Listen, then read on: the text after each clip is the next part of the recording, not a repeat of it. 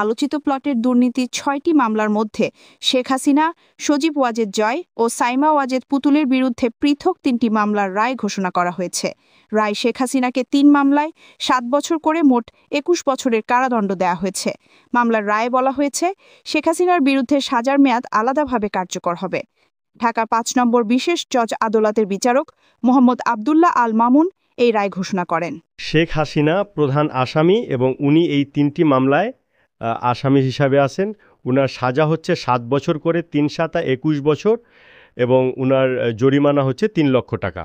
রায় ঘোষণার সময় আদালত প্রশ্ন রেখে বলেন, ৪ বার ক্ষমতায় থাকার পরও কেন শেখ হাসিনাকে টাকা সম্পত্তি এভাবে প্রতারণা করে নিতে হবে। এ সময় আদালত আরও বলেন, শেখ হাসিনা কোটা ব্যবস্থার অপব্যবহার না করলে দেশের সাধারণ নাগরিকরা প্লট পেতেন। তিনি সাধারণ নাগরিকদের অধিকার খর্ব করেছেন। সরকারিভাবে বরাদ্দ পাওয়া সুধাসদনের তথ্য গোপন, রাজুকে নির্ধারিত ফর্মে আবেদন না করা, হলফনামায় অসম্পূর্ণ তথ্য দাখিলের পরও অবিশ্বাস্য দ্রুততায় রাজধানীর নতুন শহর পূর্বাচলের ডিপ্লোম্যাটিক জোনে ১০ কাঠা প্লট বরাদ্দ নেন জুলাই গণ-অভ্যুত্থানে ক্ষমতাচ্যুত প্রধানমন্ত্রী শেখ হাসিনা।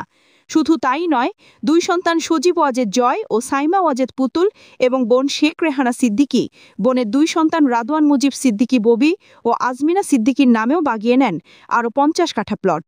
রিক্ত আমি নিঃস্ব, আমি দেবার কিছু নাই, আছে শুধু ভালোবাসা, দিয়ে গেলাম তাই। দীর্ঘ ১৫ বছরের শাসনামলে একাধিকবার রিক্ত আমি, সিক্ত আমি, দেবার কিছু নাই বললেও রাষ্ট্রের লক্ষ কোটি টাকা অর্থ হাতিয়ে নেওয়া হাসিনা পরিবার পূর্বাচলে ৬০ কাঠা প্লটের লোভও সামলাতে পারেনি।